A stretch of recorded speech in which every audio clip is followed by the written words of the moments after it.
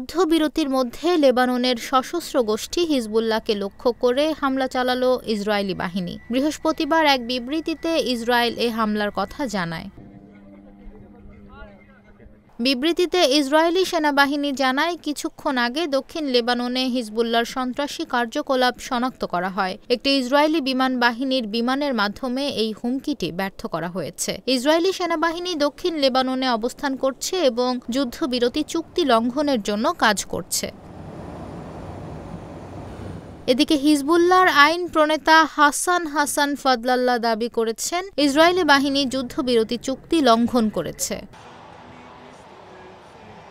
বুধবারই লেবাননে ইসরায়েল এবং ইরান সমর্থিত গোষ্ঠী হিজবুল্লাহর মধ্যে যুদ্ধবিরতি কার্যকর হয়। বার্তা সংস্থা রয়টার্সের প্রতিবেদনে বলা হয়েছে, লেবাননে ইসরায়েল হিজবুল্লাহর মধ্যকার এই চুক্তির মেয়াদ প্রাথমিক অবস্থায় থাকবে ৬০ দিন, পরে এটি আবারও বৃদ্ধি করা হবে।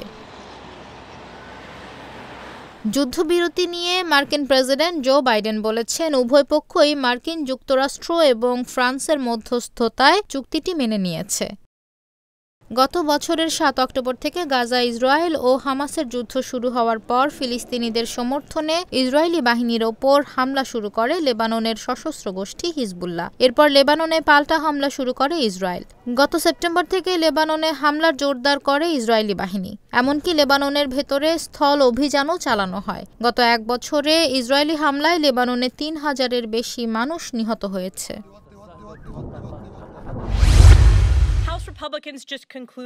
যুক্তরাষ্ট্রের নবনির্বাচিত প্রেসিডেন্ট ডোনাল্ড ট্রাম্পের হবু মন্ত্রিসভায় মনোনীত এবং হোয়াইট হাউসের জন্য বাছাইকৃত বেশ কয়েকজন কর্মকর্তাকে বোমা হামলার হুমকি দেওয়া হয়েছে।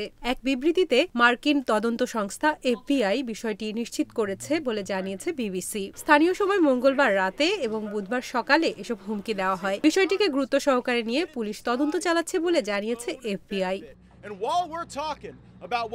এর আগে হুমকির বিষয়টি গণমাধ্যমকে জানান ট্রাম্প শিবিরের মুখপাত্র ক্যারোলিন লেভিট। এ সময় ভয় দেখিয়ে ট্রাম্প প্রশাসনের অগ্রগতি থামানো যাবে না বলে মন্তব্য করেন তিনি। আবাসন, কৃষি ও শ্রম বিভাগের নেতৃত্ব দিতে ডোনাল্ড ট্রাম্পের মনোনীতদের এসব হুমকি দেওয়া হয়েছে। এছাড়া জাতিসংঘে মার্কিন রাষ্ট্রদূত হিসেবে বাছাইকৃত ব্যক্তিকেও হামলার হুমকি দেওয়া হয়। এক্সে দেওয়া এক বার্তায় হুমকি পাওয়ার বিষয়টি নিশ্চিত করেছেন ট্রাম্পের মনোনীত প্রতিরক্ষামন্ত্রী পিট হেগসেথ। তিনি জানান, পুলিশের পক্ষে তাকে পাইপ বোমা হামলার হুমকির তথ্য জানানো হয়েছে।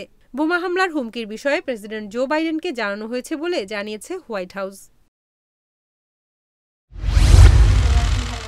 নবনির্বাচিত মার্কিন প্রেসিডেন্ট ডোনাল্ড ট্রাম্পকে অভিজ্ঞ এবং বুদ্ধিমান রাজনীতিবিদ হিসেবে আখ্যায়িত করেছেন রাশিয়ার প্রেসিডেন্ট ভ্লাদিমির পুতিন।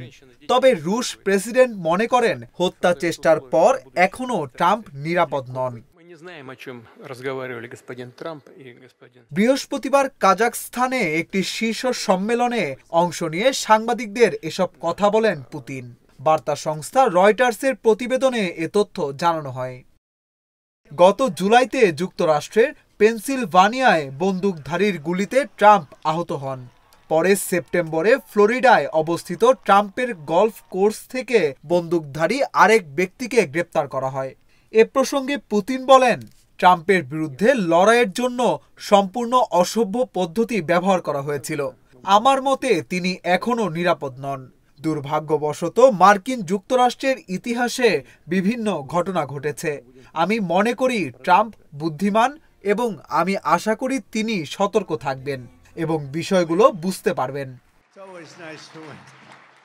রুশ প্রেসিডেন্ট জানান, মার্কিন নির্বাচনী প্রচারের সময় রাজনৈতিক বিরোধীদের দ্বারা ট্রাম্পের পরিবার ও সন্তানরা যেভাবে সমালোচিত হয়েছেন তাতে তিনি আরও বেশি হতবাক হয়েছেন।